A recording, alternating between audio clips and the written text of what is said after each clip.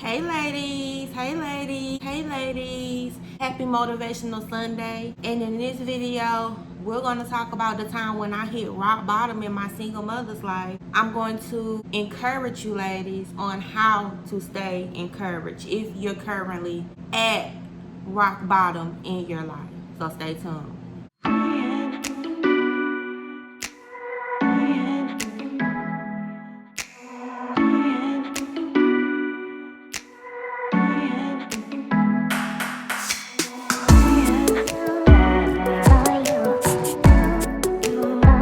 When my son was about 4, 5-ish maybe, he's 11 now, so this was years back, I hit rock bottom in my life. It was really bad, and I don't think I've ever been to a low point as I was then. Many of you know from my single mother story, my single mother testimony, that I was a stripper working in a strip club. I remember asking God to help me get out of the strip club, but I was in so deep, I didn't know how I would stop stripping and still make ends meet. So I stayed in the club. And God showed me multiple times for me being in the club basically just to be there, because he dried up the flow of money. I wasn't making any money. It's like I was just there. I've gotten robbed. So many things has happened to show me that God was telling me, like, hey, it's time for you to go. I'm trying to answer your prayers. You have to trust me. You have to make the move, and you have to leave the club. But me being fearful about how I'm going to pay my bills, how I'm going to provide for my son, I stayed in the club. So fast forward, I just got my first house. I was 28 and I just got in my first home. And I was still in the club. I also just paid off my car. So at that time, I'd had my car for 2 years. I had just paid it off. It was mine. I received a title in the mail. And then, boom, I wrecked it. Totaled it out. My son and myself, we were in the car. We were leaving Dollar Tree. Someone attempted to let me out we were going right, and then someone was coming in this lane and they stopped to let me out. And as I went out into that far lane and tried to go right, the car coming on the side of them did not stop, and they hit me. And I totaled the car. Totaled the car about a month after I paid it off. So I could not get to work. I had to call men to take me to work. I had to call friends to take me to work. And when I say work, I mean a strip club, because that was still part of my income. And I had this house now. I didn't know how to manage my money to make it all work. I didn't have a full-time job because I had let my job go back to school to become a CNA. So that was my plan. And in the midst of trying to do that is when I totaled my car. I'm like, how am I going to afford this house now? Long story short, I had to end up letting go of the house. I didn't have transportation to get to school, but I ended up finishing school. By the grace of God, I did get my CNA license.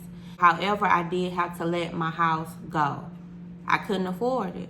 I had to let it go. And in that time also, I had to let the stripping go, because I could not continue paying people to take me to the club, which was about 25 minutes away from my house, and I wasn't making any money as it was.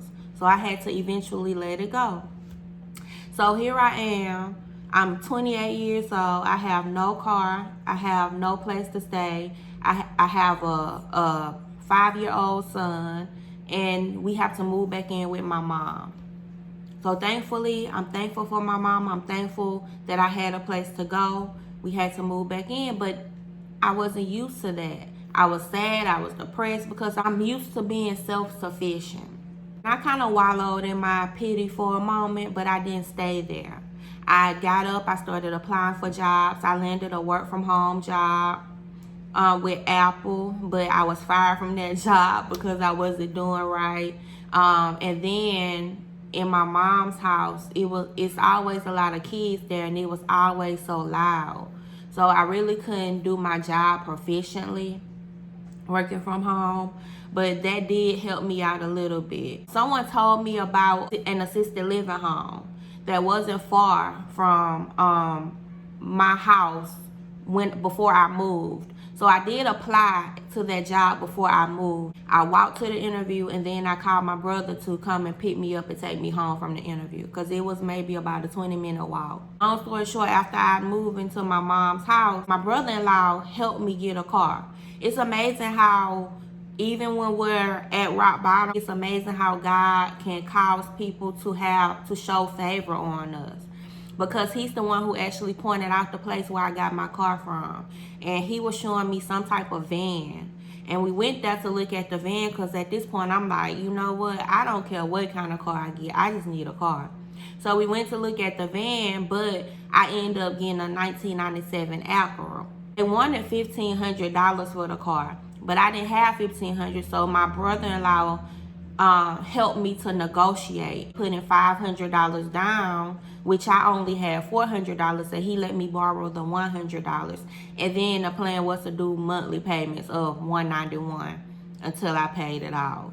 That's how I got my car. I didn't give up. I was embarrassed. I was shamed, but I didn't let that stop me. I still kept going, and I still kept moving forward, because I knew that I had a son who was depending on me. And when I got my car, it was up from there, because I got fired from Apple, but I had the assisted living job. I did get that job. I was working overnight, and then I got a day job at a call center named Alorica.